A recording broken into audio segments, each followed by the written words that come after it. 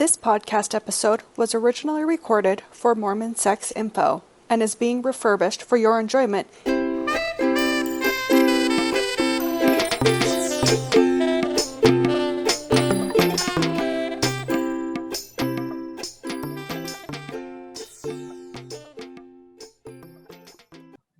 Hello, everybody. This is Natasha Helfer, and I am the host here at Mormon Sex Info, and I am inviting you to listen in on what I think is a pretty flipping amazing powerhouse conversation with some of my most respected I respect every single one of these mental health professionals so much, and many of them I consider dear friends. So I'm very excited to have them on, kind of behind the scenes of the announcement that I made a few days ago in regards to me having to face a membership council in the Church of Jesus Christ of Latter-day Saints, primarily with reasons listed that have to do with this kind of intersection of my professional ethics and codes of conduct with my personal beliefs or ways of worship in my own spiritual life. Behind the scenes, these amazing groups of clinicians wrote, I think, what is one of the best written pieces I have seen in a long time. I don't know how you all pulled this together in just a few days. And that's what we're here to discuss. I want to know the story. I mean, I'm glad to share it, but I want to know it. I want to know what's been happening and what the conversations have been like, and what your thoughts have been, and what you can represent as far as some of our other colleagues who can't be with us today. So without any further ado, I'm really going to kind of take a backdrop in this podcast because I want to listen, and I want to hand the time over to all of you. And some of you may have to leave earlier. I think, Jennifer, you said you have work within like 45 minutes, so you may have to leave a little early. So maybe we'll start with you, but I'd like to give each of you a chance to just introduce yourselves professionally, and also maybe give us a little elevator speech about why this topic has been important to you and why you decided to be involved in this project. Well, we should start with the Lisas, right? Because, well, Lisa is the one who spearheaded and reached out to us, so. Sure. Yeah. Let's make sure we get to Jennifer, though. So I think I was just like, I don't know. I think you called me on Sunday, and I was like, "Rrr." And I think the idea for this letter just popped into my head, and I called you and I asked you what you thought, and you were like, whatever, you know. And so then I just started texting and phoning and calling, and all of the connections that I know you've made over the years with tons of really amazing mental health therapists. I reached out to these ladies right away, and they were all like so supportive and ready to go. And I think we were all feeling really strung out. Like there's just so much on all of our plates. So I think it was actually Cammie Hurst who came up with the idea of like, let's all just write a little bit. And so I was like, great idea. So I just asked people, I just like threw out I kind of outlined the topics that the stake president, Stephen Daly, had brought up. I sort of like highlighted people, and I linked to them, and I sent them messages, and I was like, can you add? And then I don't even know who wrote what, really. I know that Lisa Hansen wrote a ton. I watched her writing it because that's such an interesting thing, right? Like I was sitting there and like, it was just coming out, man. And I happened to be on when she was writing, so woof. And I know that Colette did a ton of editing. Like she was on there so much. Yeah, so it was a collective effort. Like there were so many people who contributed to this, like little bits here and there, a sentence, a period, an exclamation point. Like some people wrote a ton. But it was not any one person. And there was also, I would like to give a shout out to the Mormon feminist community, because I brought in quite a few women that I know are professional editors who came in and did professional editing. So like Noelle, Wow. Eiley, she did a ton of professional, and Krista Baxter, you know, that's their job. That's their professional job, and they did it for free for us. So Goodness. really appreciate that. My heart just, thank you. Thank you. Lisa, do you want to say a little bit about who the heck you are? Oh, yeah.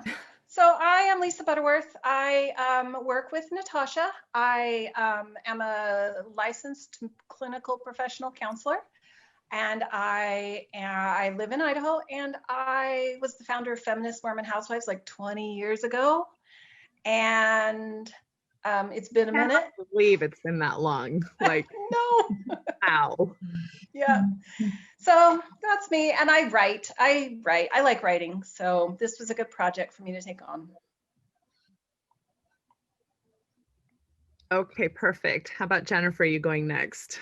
Sure. Well, I can't take credit for any of the writing. I was myself overwhelmed with a ton of writing I'm trying to do myself. And so I just was kind of watching it and reading it. And I have to say, I was so impressed with the final product when I actually read, you know, there were so many pieces getting put in and it didn't sort of have like, and then it just got cleaned up and just made into this beautiful, succinct, concise, to the point document. So anyway, but I think, Natasha, you were just speaking. So I'm Jennifer Finlayson Fife, and I live in Chicago and currently in another state visiting my mom. Yeah, I think Natasha, you know, was just saying at the beginning how overwhelmed she was by all the support, but that's because of who Natasha has been and all the good that she has done and how earnest and courageous you have been, Natasha. So it's just, you know, this kind of groundswell of support is because of who we know you to be. Thank you. And, you know, I really do respect your courage and all the good that you've stood for, and just claiming with integrity who you are and what you believe is right. And I think that's just, it takes a lot of courage, and we need more of it in the church, not less. We need more of it. We need more room for that diversity of opinion. And then just to the, I mean, I have a lot of things I could say, but I think just to the professional piece, I think you've articulated well. And when you started Mormon Mental Health Association, just this clarity around what is the professional obligation versus my religious devotion or my religious positions, and the importance of kind of making a distinction within that to be true to your commitments as a counselor, it requires, you know, best practices and honoring the research that's in the field. And so I understand for church leaders that the discomfort of some of that tension, right? And I think you've kind of straddled that world a lot and kind of had to take some of the heat for that. I suppose all of us do, but on some level, but your reach has been broad and far, and you've had a lot of, you know, frankness in your position. So anyway, I'm just grateful for you and all that you have done for the LDS community. Thank you. And I do want to point out, just from the two who have introduced themselves so far. So Lisa, but I mean, I believe this document both affects mental health practices and sexual health practices. And I will just say that Lisa Butterworth is training to become an ASEX certified sex therapist. And Jennifer Finlayson Fife did her PhD dissertation regarding female sexuality within the LDS culture, and talks a lot and offers a lot of resources to help people within the LDS community have better marital intimacy and things of that nature. So I just want to put that context for both of you as well. Yeah. All right, let's go to Lisa Hansen. I'm Lisa Hansen. I'm based in Utah County, PhD, LMFT, marriage and family therapist, and all of my degrees I got at BYU. People who have heard me speak hear me talk about them as my 3 degrees of glory. Bachelor's, master's, and doctorate.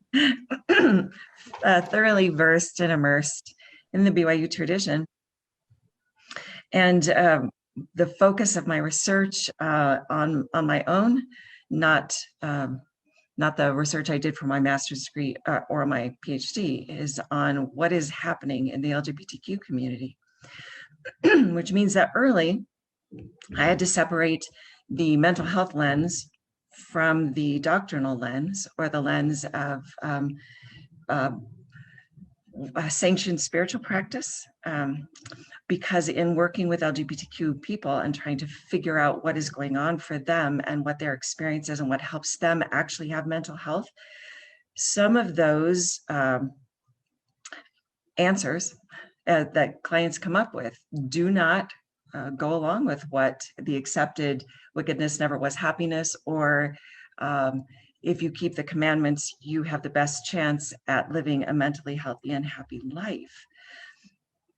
The divergence of those paths can be really, really difficult for a mental health therapist who is committed to client self-determination and do no harm, which are the prime directives of the therapeutic world. And while many therapists who understand this are willing to sort of step back and not speak out in public, one of the first things I learned about Natasha is that she is willing to say the truth about what clients need who are experiencing the conflict with spiritual life and sexual life or identity life.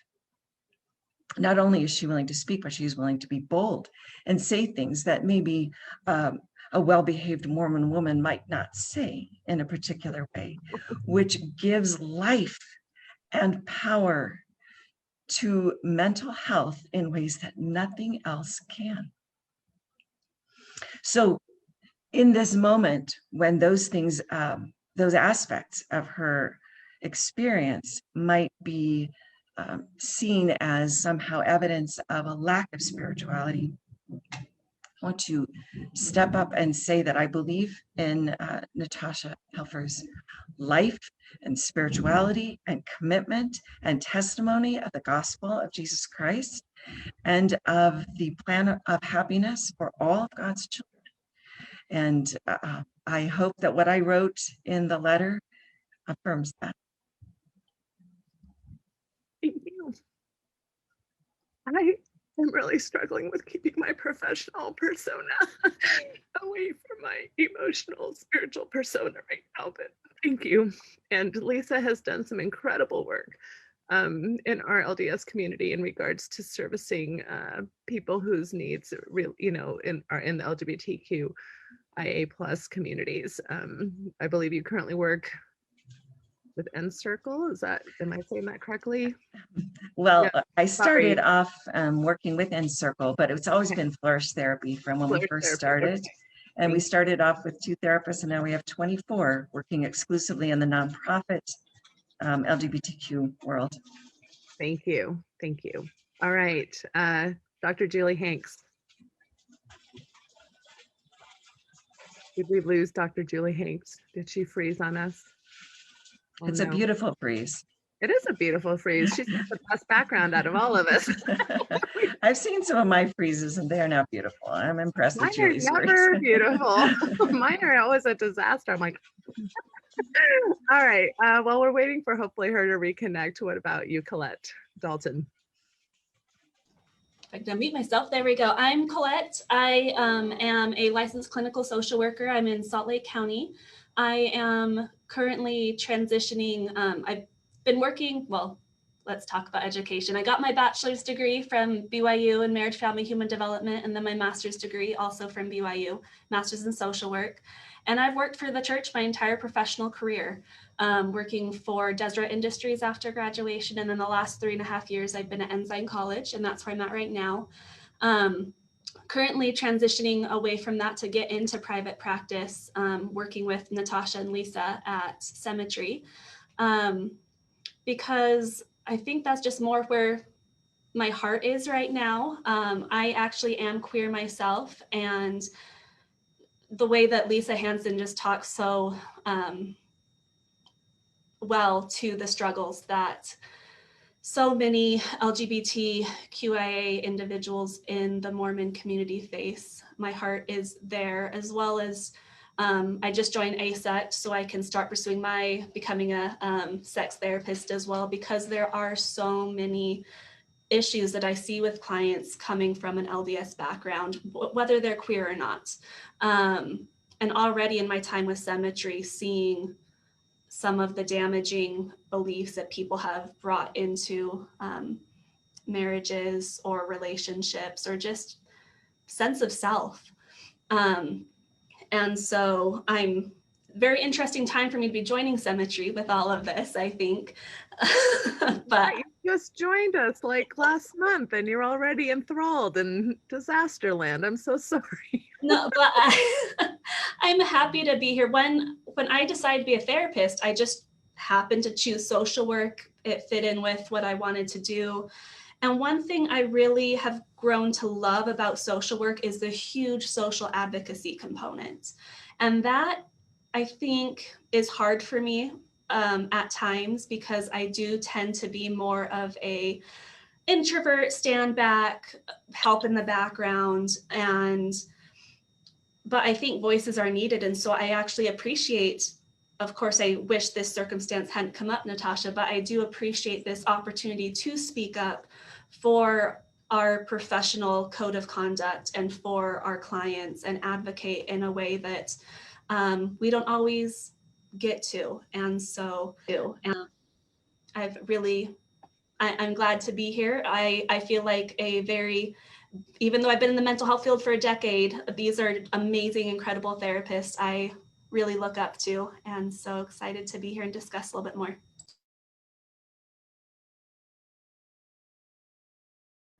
You're muted, Natasha. I just realized that. Sorry. Thank you for joining us, Colette. And I heard from Lisa that you spent a lot of hours editing this document and helping with all the corrections and things that everybody was pulling in together. I didn't feel like I had a lot to add as some people have mentioned, I think all of us have been very stretched thin with our own personal lives on top of dealing with what's going on. And I didn't have the capacity to do any writing, but then I came on and I'm like, well, I can try to edit. I don't have anything to add. Everything people have put is so amazing, but trying to put a cohesive document together to sound like one voice from, I don't even know how many people contributed to this. And to try to make it not, I think we were at like 15 pages when we started, trying to make it a little bit shorter. Maybe we didn't succeed too much in that, but it was neat to be able to participate in the background that way. Yeah. Thank you so much. Lisa, do you have an answer to that, Lisa Butterworth, as far as how many mental health professionals contributed to this document? I could probably go add it up. I would say it's probably somewhere around 20. Okay, thank you. All right, Dr. Julie Hanks. I'm back. Sorry, my internet went down just right on cue. So I'm a little bit flustered, but I'm Julie Hanks, Lcsw PhD. I've been working with LDS women and families for almost 3 decades. And I am here because I love you, Natasha. And I didn't help on the document. I've been slammed the last few days, but I wanted to be a part of this because I haven't met anyone as brave as you are, and who obviously loves the Mormon community as much as you do. And so I'm here just as a support to say, you know, I'm here for you. I support you. I love you. I respect you. And I'm just honored to be included in this group.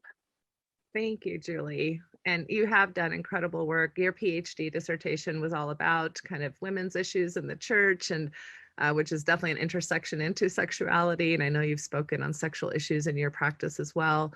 And I hope it's okay to say that you're a current board member of the MMHA, the Mormon Mental Health Association. I know Jennifer Finlayson-Fife has been a previous board member and actually a co-founder, really, of the Mormon Mental Health Association and helping me get that started. And the rest of you will serve on the board sometime, right?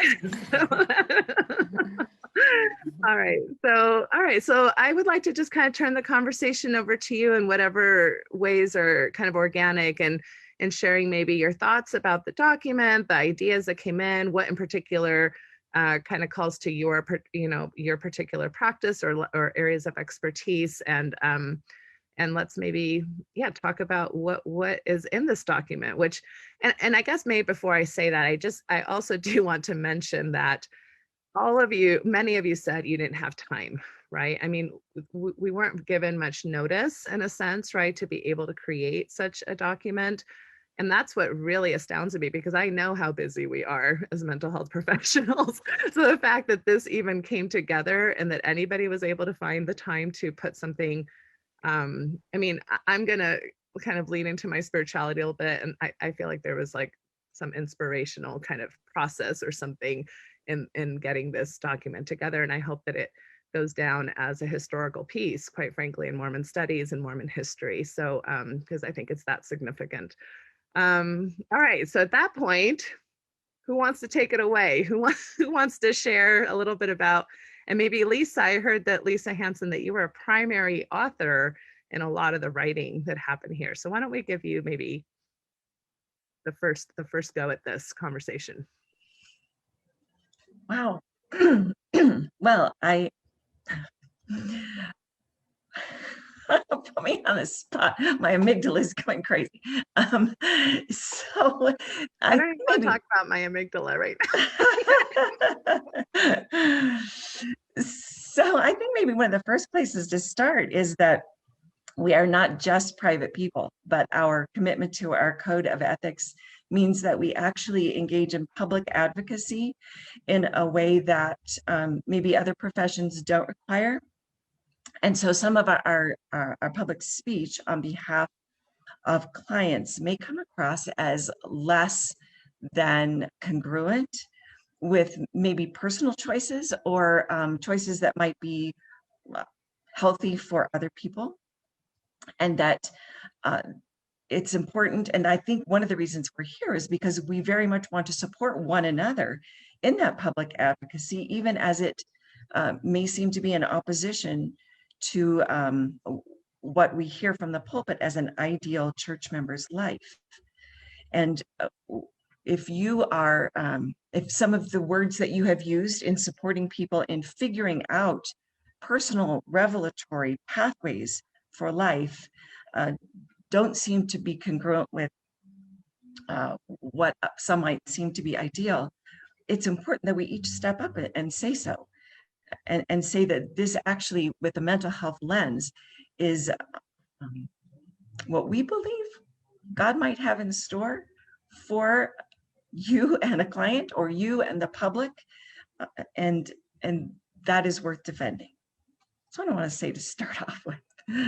No, thank you for that. And I'm going to share some of the comments that are coming in. So Sarah Hughes Zabawa, who is also a clinician and our colleague and actually does work at Symmetry, says, love and respect you all. So thankful to contribute and support.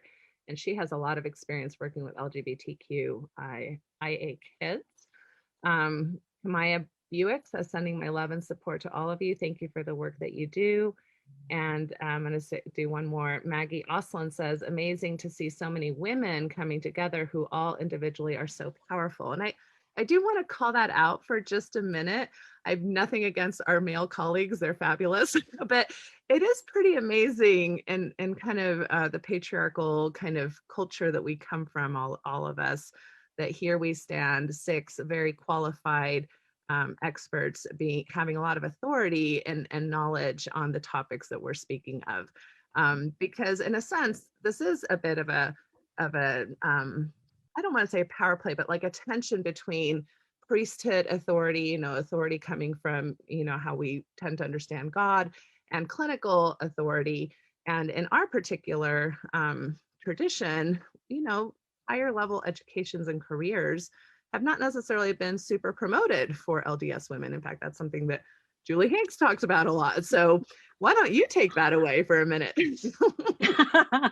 So I'll tackle the patriarchal authority aspect of the document.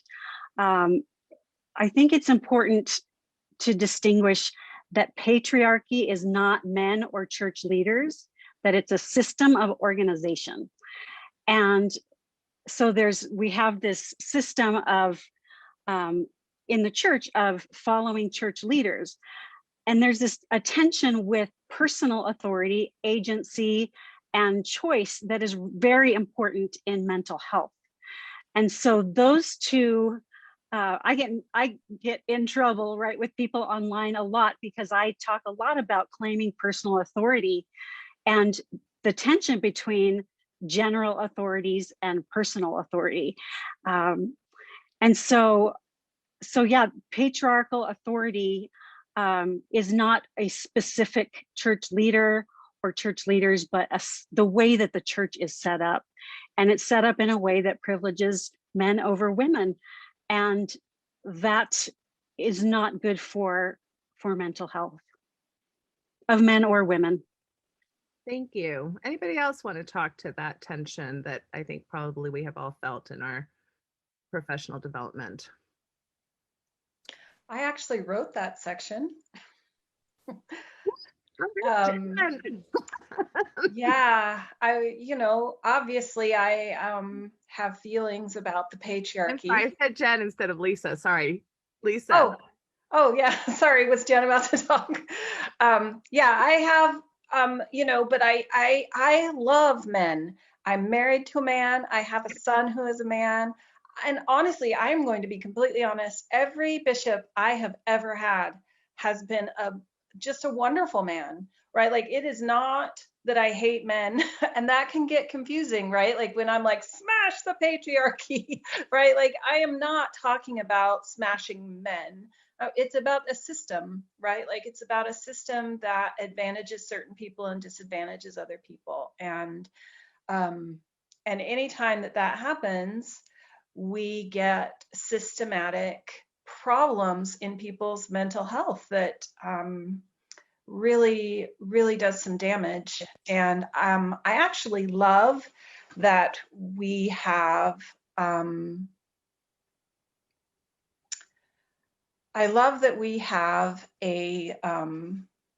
paradox in there in the Mormon system where we talk about agency and obedience, and that really there's supposed to be a struggle between the two, and we are supposed to try and figure out what and to whom we are going to be obedient, what laws, what rules are in line with our own values.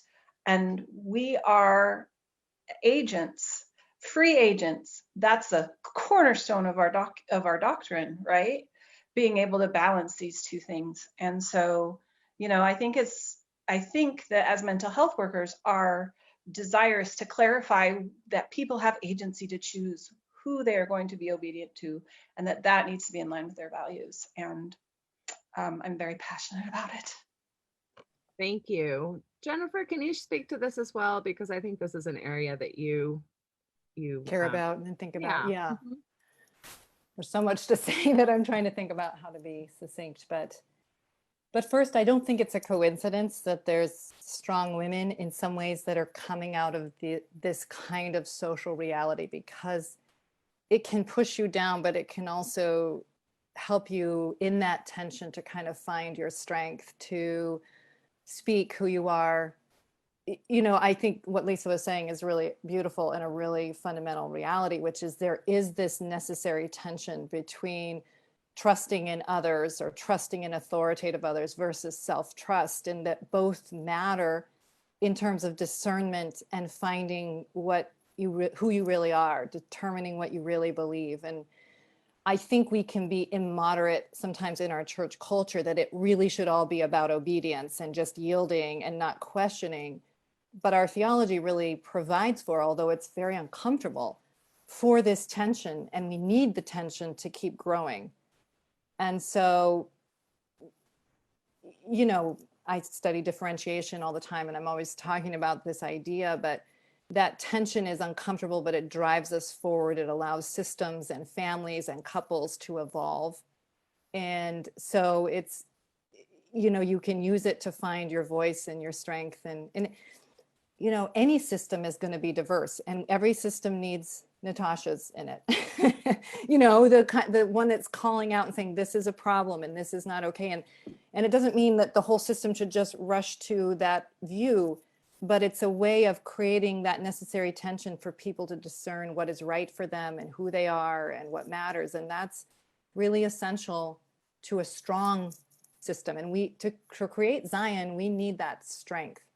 that comes out of those necessary pressures on us.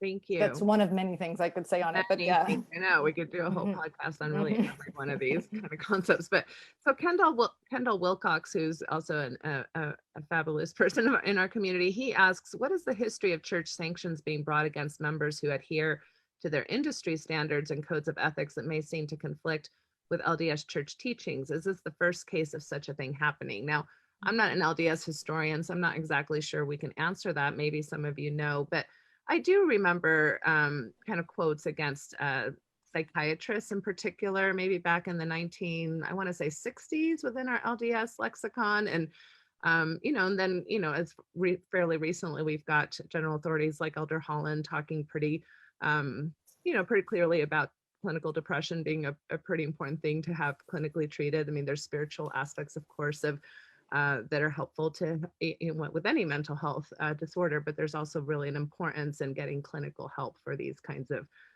things that we would find like in the DSM-5. Anybody have any thoughts about this? Is there a history of this tension? You bet. When I was a freshman at BYU, when we wanted to study the age of the earth, which was very controversial at the time, the materials about science were tucked in the reserve library. Nobody could know they were there except the classes that were studying the age of the earth. Okay, so I'm very old. But that was professors who are willing to talk about the earth being older than 7,000 years were a little worried about what that might do to them. That's one example. Yeah, and yet evolution was taught to me in my biology class at BYU. So you can see again, the tension went. You infant. I know, right? Although I can age myself a little bit, although this may be still the case, but I must have had it in me to become a sex therapist, because as I was getting my psychology degree, guess what I wanted to do a research paper on? Whether or not it was normal for a girl to masturbate. So I did it at BYU. And guess where I had to go for those materials? To the restricted zone. And the poor young man who, saw all my things that I had, he had to go back and go like, here you go, and here you go. The restricted area of the library is another interesting concept at an accredited United States university that is supposed to be a center for higher learning, and challenging people's kind of ideas and kind of some of the values that we have about higher education. So that's another interesting conflict, right? I think a conflict that comes to mind for me was in the 70s and 80s, doctors and mental health professionals came into conflict with the church around birth control, because a lot of doctors, there are a lot of OBGYNs who are members of the church, right? And at that time, the church was making some pretty heavy stances against the use of birth control. And I think that a big part of the reason why that stance was changed was that a lot of those doctors were in leadership in the church, and sort of their professional ethics came in conflict with the church, what the church's stance on that issue. And and in the end, women's health was more important, I think, than some of the other things that were talked about. Another one that comes to mind for me is like a lot of the object lessons have been removed around sexuality because I think a lot because of the advocacy of Elizabeth Smart and because of the role that those object lessons played in her victimization. So, and she's sort of a professional advocate now too. So. Jake Mattson writes, a genetics researcher wrote a paper on DNA of Native Americans and was brought to counsel, because we had certain understandings about who the peoples were that are referenced in the Book of Mormon that don't necessarily jive with science, right? And so it's been interesting to see in the LDS essays how they're starting to address some of those incongruencies and taking more of like I would say, interpretive approach instead of literal approach to a lot of these things that used to be considered, in essence, doctrinal, doctrine, which is why I like to call it doctrinal understanding. I think it's our best understanding of doctrine in the moment because we've seen a lot of shifts on a lot of different issues. Especially social issues. I want to say something about what Lisa just said too. I think it was actually Amy Hoyt, whose research makes the point that it was women who continued to use birth control that actually made the difference in the long run to the ecclesiastical acceptance of it.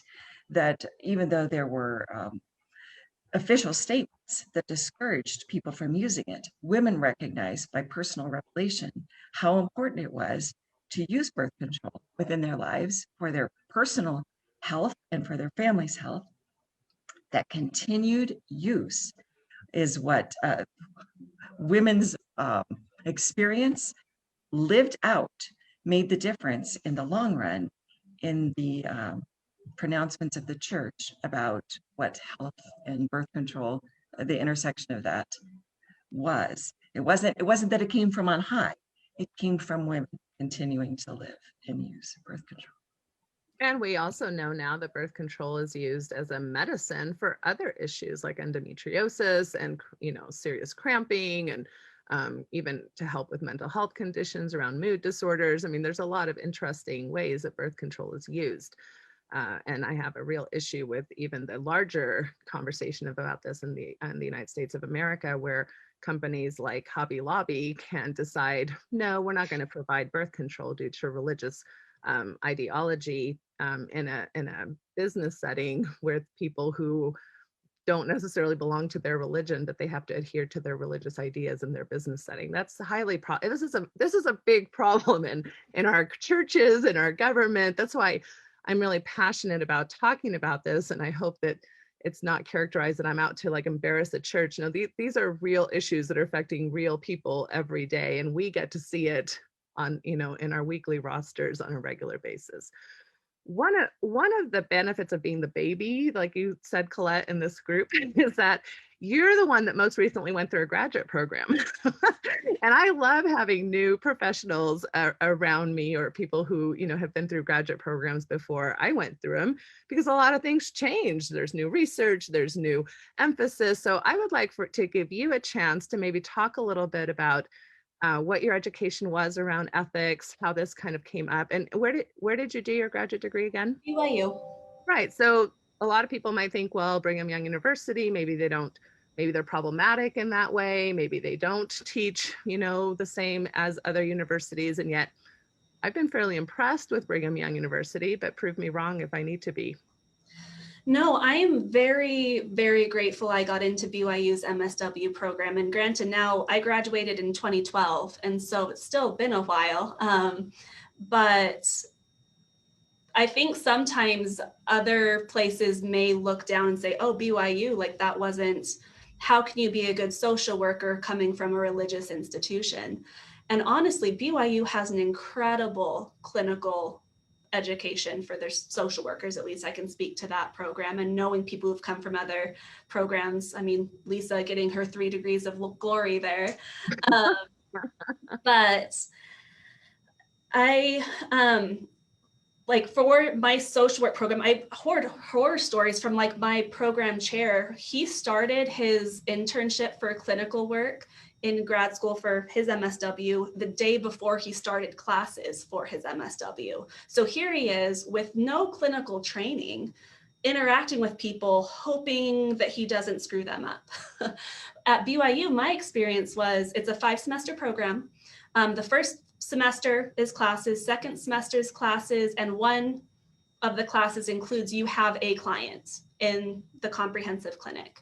The third semester is a full-time internship in an agency.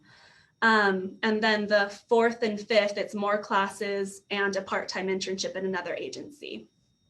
And so I felt very prepared for my clinical experience. And I also found that the agencies were very invested in us because BYU requires their social work internships to be paid. Which is kind of unheard of in the helping professions. People always say we don't get in it for the money, and that's true, but we do need money to survive. And so it was so nice to not have to be working another job and just be able to get the money from doing actual clinical work and have the supervisors invested because they're paying us, they want to get good clinical work out of us, they provide that good supervision. And so I thought it was a great education. They highly stress all the professional code of ethics. Social work, I think, has probably one of the strictest code of ethics compared to other therapy professions. And it does include that advocacy is a huge part of our code of ethics, as well as has been mentioned, client self-determination, which is, I think, part of this letter that's mentioned. We aren't going to force people to stay or leave the church. It doesn't matter what my personal testimony is, what my personal views are. As an ethical clinician, I'm going to make sure that the client has self-determination, that they are supported on the path for them. And so going to a church school, I never felt that I had to impose my views on others. It was taught very well that no, you are a therapist and you are there to help the client, not impose your views on them. Thank you. I'm going to digress really quickly because I do want to come back to Julie, who's also LCSW, and Lisa, who also trained at BYU, but I know Jennifer has to go. So I'd like to give you kind of a last little moment to share some final thoughts. Sure. Well, just first, just how much I love and respect you, Natasha. And I kind of said it earlier, but I think you're wonderful. We need you. You can't go anywhere. I'll be writing a personal letter as well, because I just care that we as a church community tolerate this tension for our own well-being, because we need it, and we need you. So I just am really grateful for you, and I'll be thinking about you and praying for you on Sunday. And I respect all of you women. You're wonderful human beings, and I'm grateful for all that you stand for and do for so many. So anyway, thank you so much, Jennifer. I really appreciate it. Thank you. Thanks, everyone. And just so you know from her comments, I'm not going anywhere. So I plan on continuing the work. Maybe this is, I don't know. It's for me, spiritually, this is my calling, and so I love my work, and I see this as my ministering capabilities here in this world anyway. So Julie, do you want to talk a little bit about LCSW ethics? Yes, just jumping off of what Colette said, the advocacy aspect and social justice is so important in social work. And so that's why I go public, right? Like, I've made a commitment to change culture for people who are disadvantaged, and to make changes in the system. That's part of my professional ethics and guiding principles in our profession. So advocacy and social justice and I think that's what you do. That's the core of what you do in your advocacy for sexual health, for the LGBTQ community.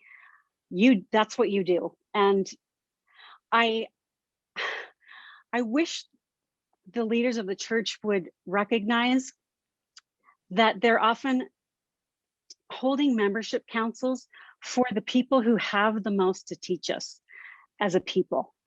And it makes me so sad, because I just think, no, there's so much that you still have to teach us. And so I just send in love.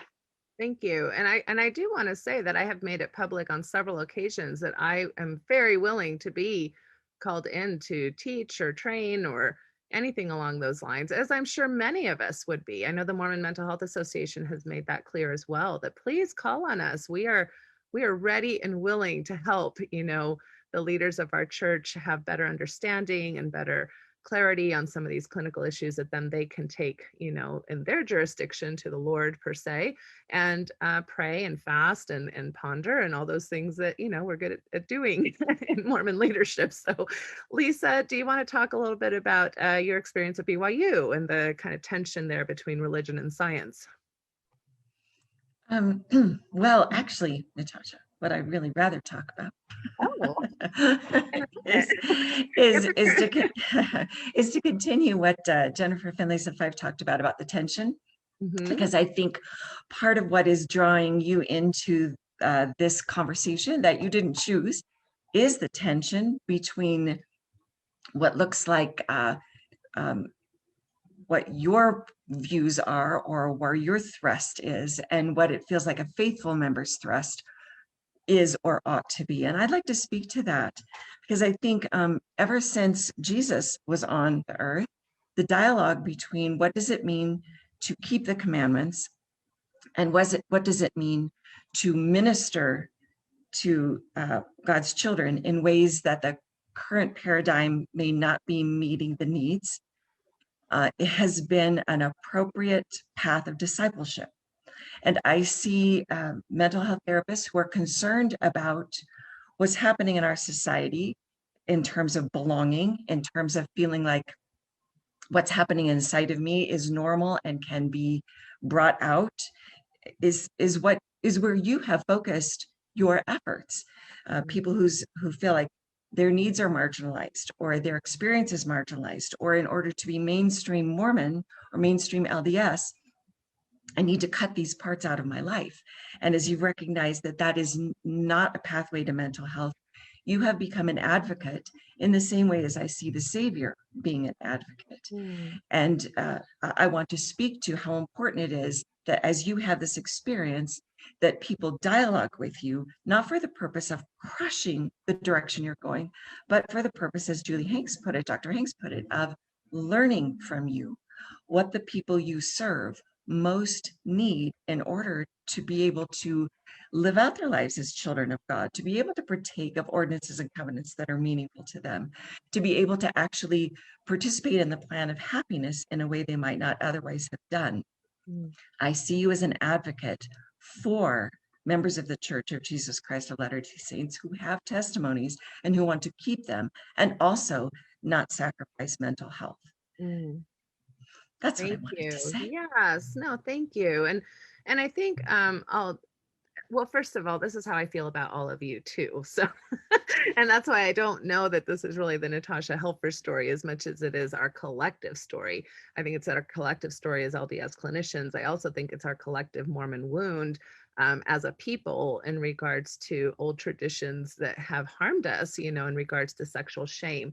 And Gerardo Sumano says, conversion therapy is another one. Leaders maintained that homosexuality could be and should be attempted to change. And we have a fairly horrific history at Brigham Young University, no less, of researching through electroshock therapy techniques, male genitals and other areas of their body in this attempt of trying to change sexual orientation, which science even really at the time was rejecting and has continued to reject, and has caused immense harm. And this is, again, not things that were like, oh, maybe back in the, I don't know, 1200s, there were like lobotomies or something. No, this is like people who are currently living and breathing among us who have gone through these atrocious, kind of atrocious, unethical research studies. So that's a big one. Anybody want to hit that one?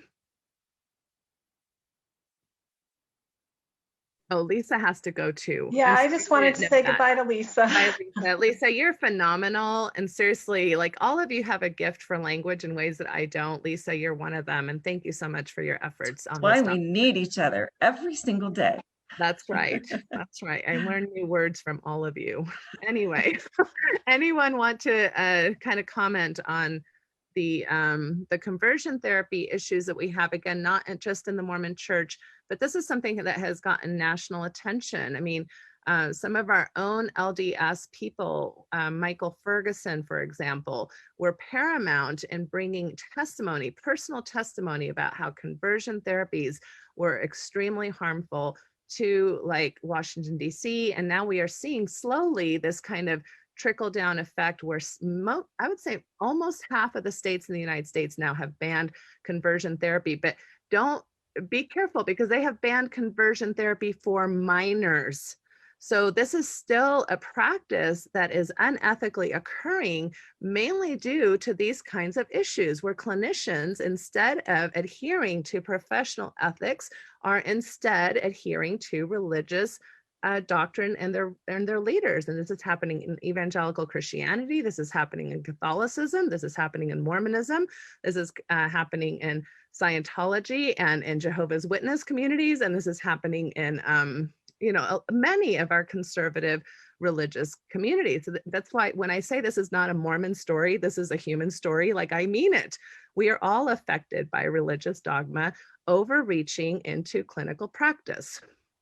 Well, and not just overreaching into clinical practice, but I just think of all the lives that are impacted so negatively. I wish Lisa had been able to stick around because she was a huge contributor to the section about what was titled Mental Health Professionals as Safety Advocates for the LGBTQIA+ community, and talking about this conversion therapy, electroshock therapy, talking about the anti-trans legislation that is happening in many states currently in 2021.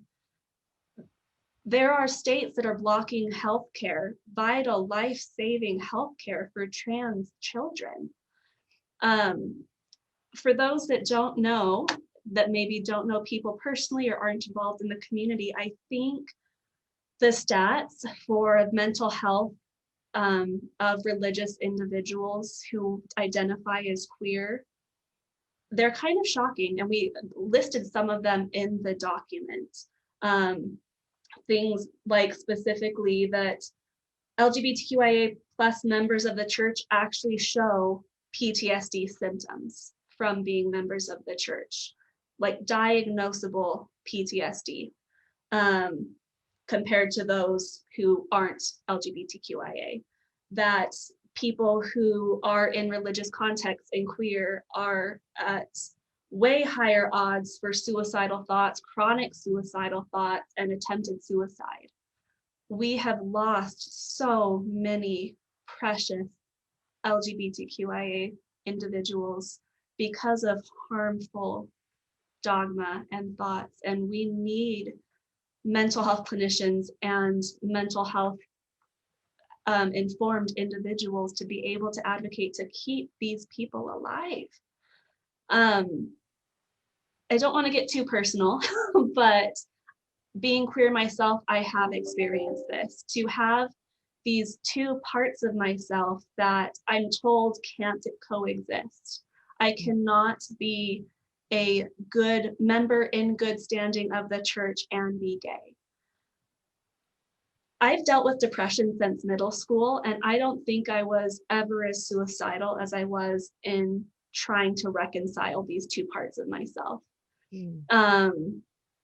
Luckily, I had a great therapist myself. I had great community support, but there are so many people who are still out there. I think of the Mormon pioneers and the story that's told of being in general conference and word coming saying there are people stuck out there on the plains and they are dying in the cold and they need supplies and they need help, and people doing everything they can to go out and rescue them. And I think that's what we're trying to do as people in the mental health field. I'm, of course, particularly drawn to the LGBTQIA population personally with my own experience. But we see this in people who are experiencing faith transitions of any kind. We see those people that you've worked with, Natasha, plenty, who are in the mixed faith marriages, who really are out there in the cold and dying and don't know how to make their marriage work, how to stay alive with having suicidal thoughts, to try to reconcile these parts in themselves. And we're trying our best to bring our best clinical educational expertise to keep these people alive, to bring them in from the cold. We're doing what the Savior would do. We're reaching out, finding the one, leaving the 90 and 9, where maybe it's more comfortable, to be able to rescue the one. What a beautiful interweaving of our clinical ethics and our spiritual traditions and our stories. Thank you, Colette. And also, anytime a clinician is willing to be vulnerable about their own personal experiences, I want to also call out the courage of that, and how that impacts accessibility for people who feel very isolated and alone, and sometimes feel like they're the only ones, feeling these kinds of ways. So I know that comes at personal cost, and I appreciate any clinician who's willing to do that.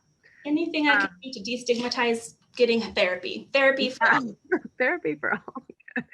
Yeah, and I mean, there's lots of people out there in the wilderness waiting for us, right? The youth that are internalizing sexual shame about normal masturbation habits, and those kind of ghosts continue to go on and haunt the marriages of people later, because internalized shame about your sexuality doesn't just kind of poof go away the minute you get married, right? So Julie and Lisa, we haven't heard from either one of you in a minute, so who wants to weigh in on some of these topics?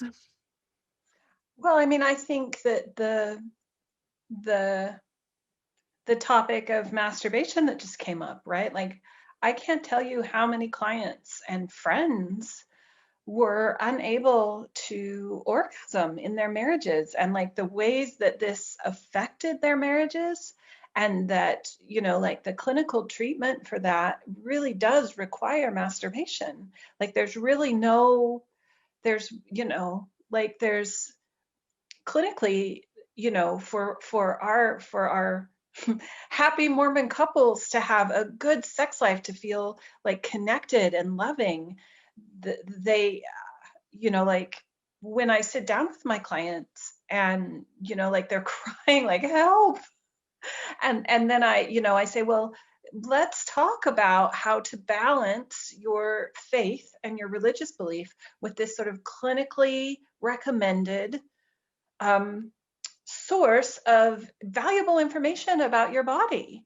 And it is a really difficult conversation. And I think every one of us as Mormon therapists tries to value the things our clients value when we're in session with them. Like, I am not advocating that my clients change their values, but how can we help them to become sexually healthy and maintain their values? And I think that is what our Heavenly Father wants for us. Like, our Heavenly Father wants us to have sexual pleasure and joy and connection. And I'm so happy to see that the church is kind of changing its stance slowly on masturbation. It's removed, some of the language in the handbook and in the For Strength of Youth pamphlet. It's no longer listed as a sin, right? And still, even then, people are, afraid to do something that could really help them to feel fully alive and joyful and happy, to, like as Lisa says, to live the plan of happiness. Right. Anyway, that's what I feel passionate about. I have so many couples who are struggling with that. Mm-hmm. I know that we are all running out of time, and this could be really a 10-hour conversation. So Julie, I'd like for you to address this question that came in, which I think is kind of following what Lisa just shared. Dallin Skelton says, how do faithful therapists counsel patients to not leave their religion when they know it is the source of the shame? So I think that's a really interesting question that I think many of us do grapple with, right? So how do we honor this system that maybe, by honoring a client's values that are coming in, we're also having to sit with the reality that we know that some of these spaces may not be the best place for them. So what do you want to say about that? I just think it comes back to helping them navigate that tension and client self-determination, right? Like it's not up to me ever to tell someone to leave the church or to stay in the church. And I think people think, oh, I'm going to an LDS therapist, they're going to encourage me to stay in the church. And it's like, no, they're not going to do either. If they're an ethical therapist, they're going to help you decide what's best for you. And I think it's possible, and I've helped clients do this, to recognize the aspects that are unhealthy, but that doesn't negate all of the other healthy parts, right? It doesn't, because one part is hurtful, doesn't mean you throw away the whole thing. And so helping develop cognitive flexibility in clients to be able to see like it's not all good or all bad, that there are beautiful aspects of the church that actually enhance your mental health, and this part seems to be hurtful, and how can you heal from this part? I love that. And I see it very similar to many things that it is not our job to advise on. I never advise people to leave a marriage.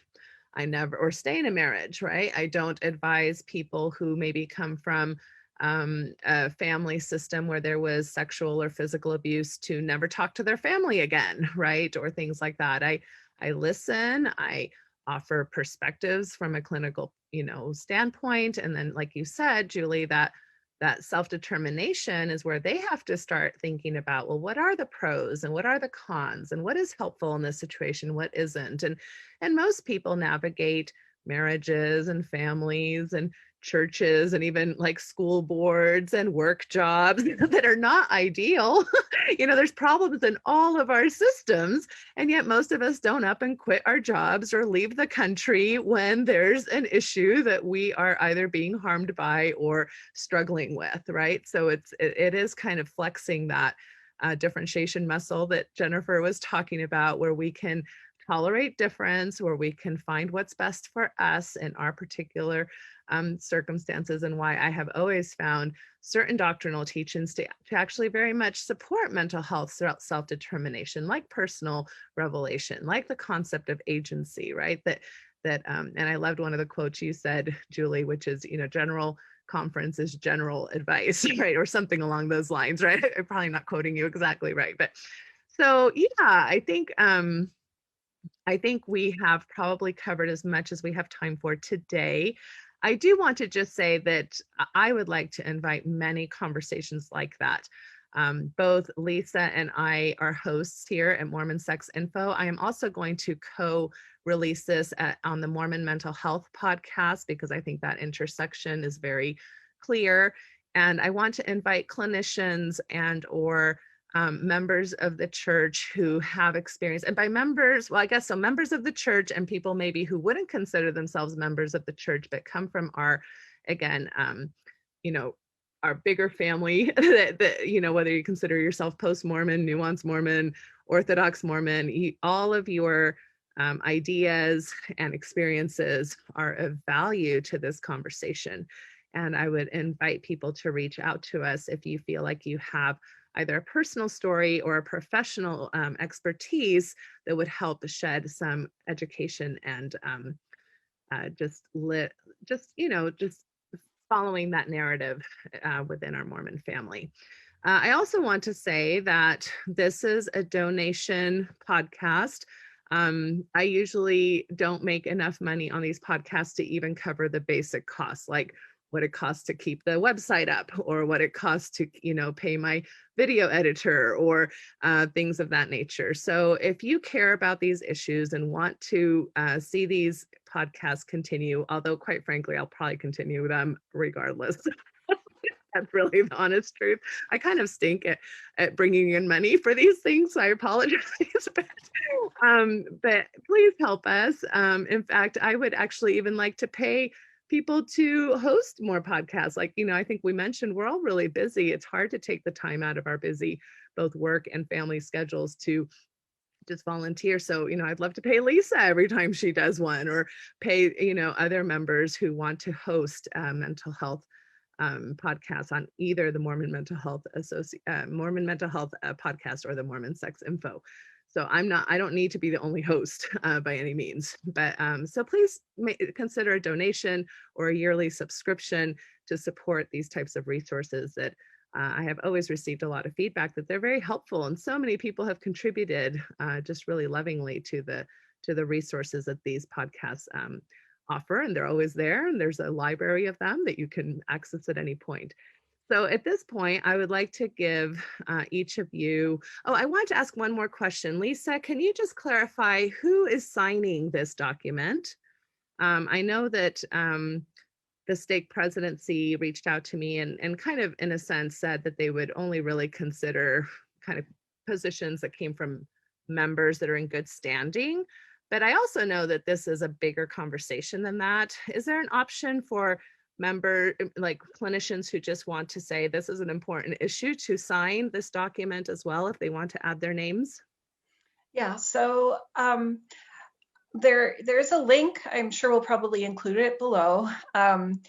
When you go through the form, it gives you the option. If you're a Mormon mental health therapist, you can sign, and your name will be kept private. It will only go to Stephen Daly, the stake president, because some people are trying to manage, like jobs where they work for the church or different things, and they don't necessarily, right? So well, they quite frankly want to avoid being in the mess that I'm in right now, which I totally understand. And that's really it's a valid desire.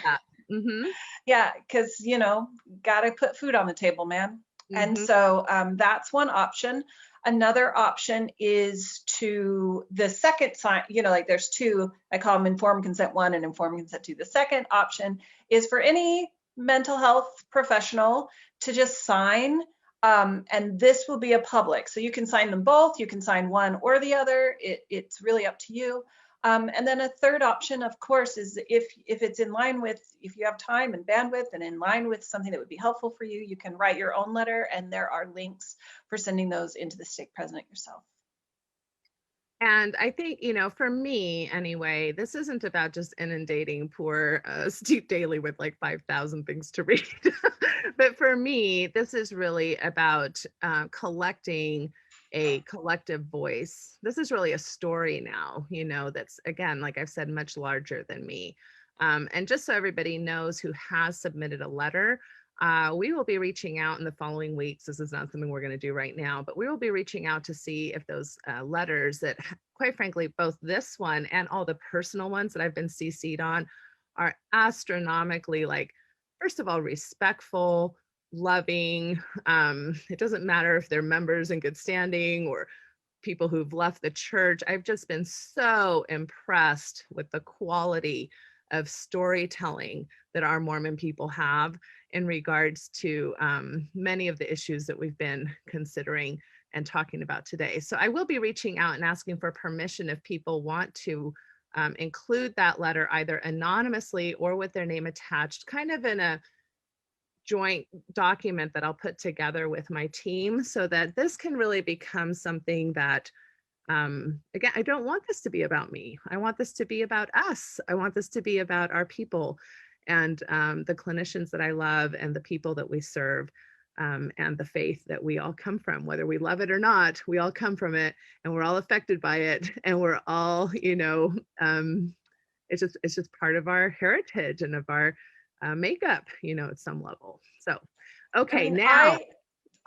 Mormon storytelling is one of my favorite things about Mormons, and our ability to make community casseroles and our ability to come to each other's aid. I feel like we thrive at all of these things. Yeah, I just got beautiful flowers from the Marriage on a Tightrope people.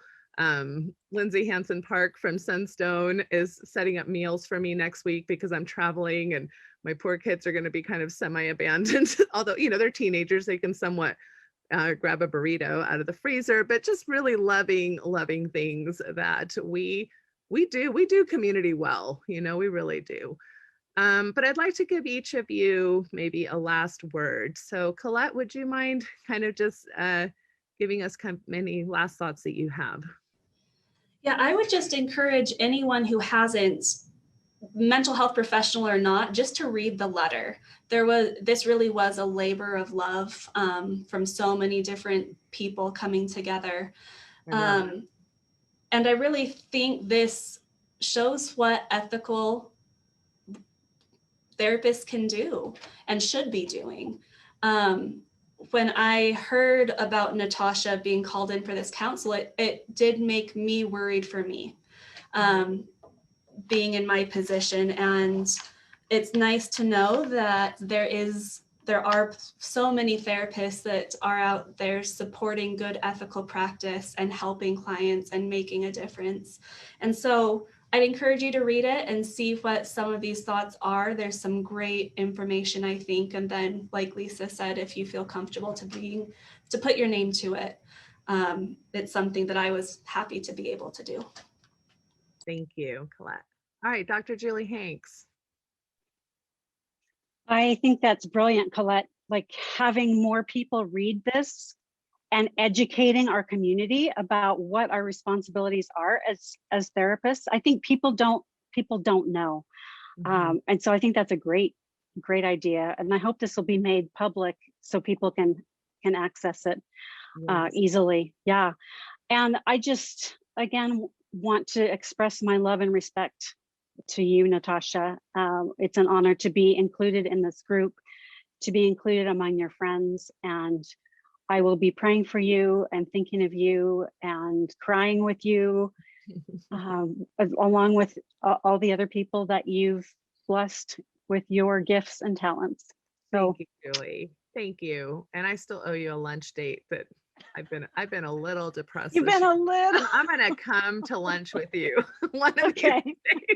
Don't Deal. think I'm avoiding you. Deal.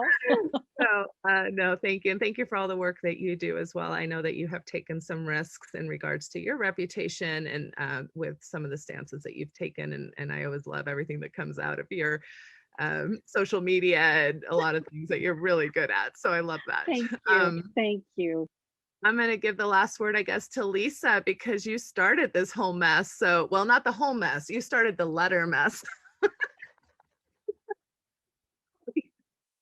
I got to take it off mute. Yeah, so I, like, honestly, I could not have done this letter. I could not, like, writing this letter myself would have taken me a year or two. I could not have done it. It was a group effort. It was, I mean, the thing I guess I'm good at is I'm good at finding cool people and good people willing to come in and like jump in and do their, like, that is my thing, right?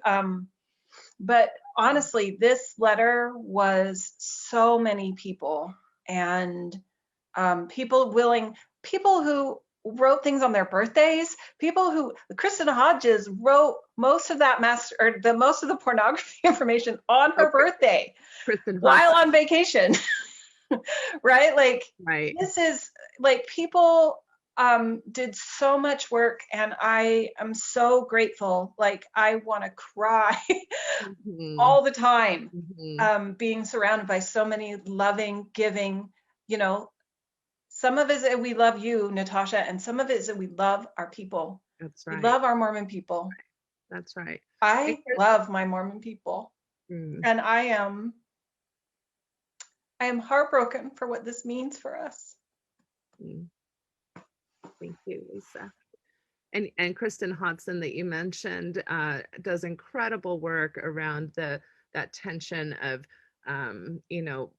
with sexually explicit materials that of course aren't considered moral or righteous per se, in Mormon marriages. And yet, of course, we know that a large part of the population, feels like they're drawn to that type of materials. And she does a beautiful job and has also created many free resources and has been on Mormon Sex Info talking about the damages of the addiction model in regards to addressing some of those issues that a lot of our couples are struggling with.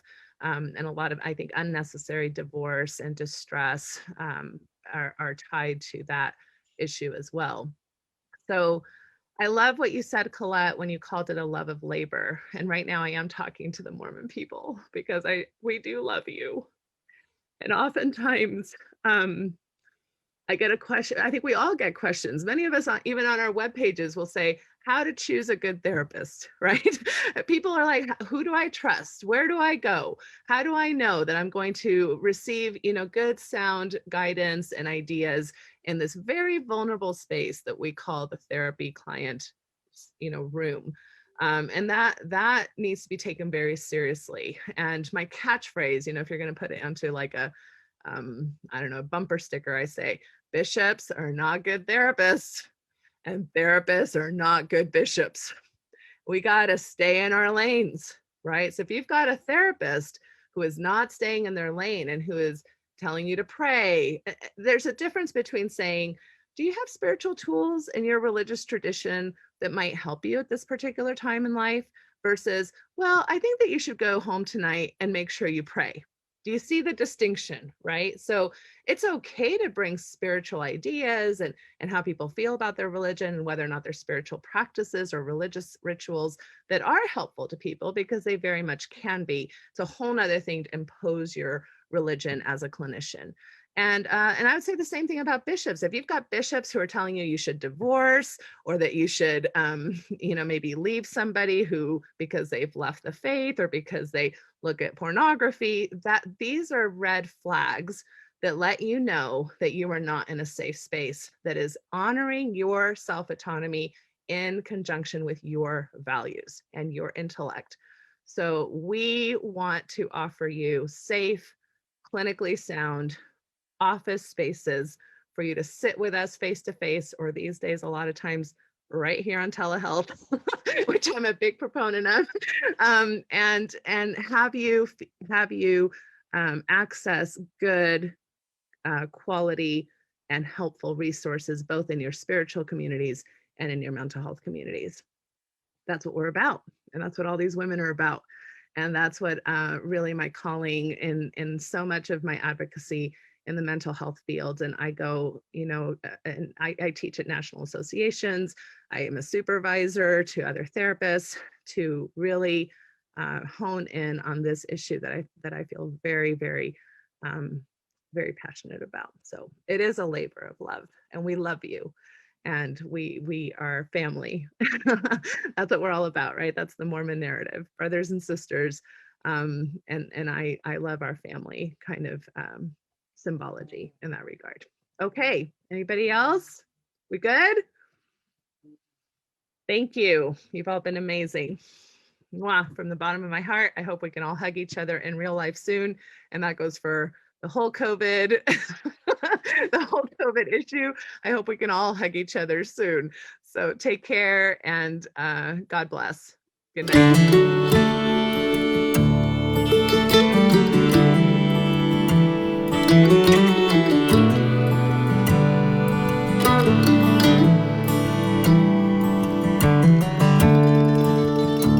We took the long road home, turned minutes into miles,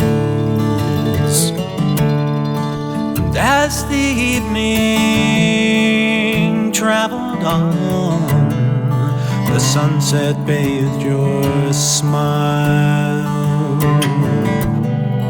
We stopped beneath the desert stars, wrapped in each other's arms. Was as simple as I love you, an ordinary, extraordinary truth.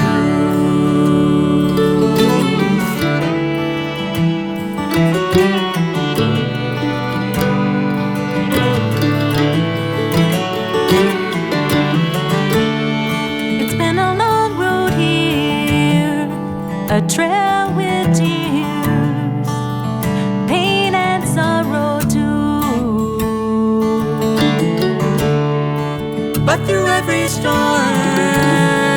we traveled on, like lovers do. And if sometimes we fell apart, we always came back home. Was as simple as I love you, an ordinary, extraordinary truth.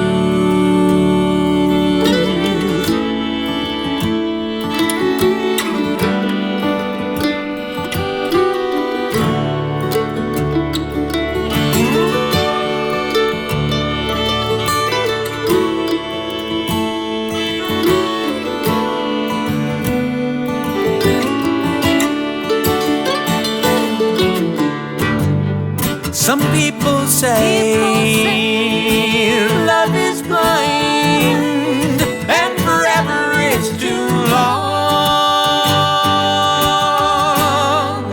But I see your eyes in every sunrise. Can't imagine life alone.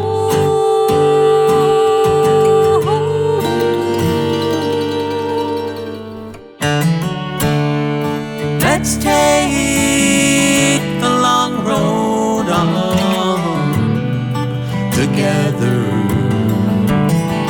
until we're gone.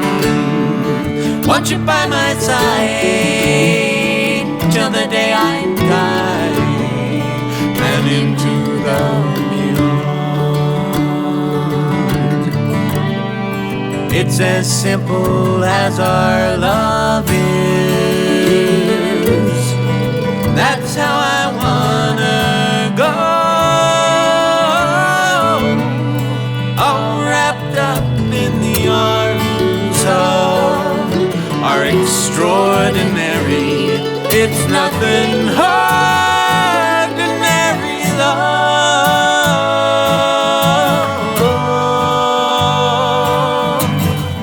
Ordinary.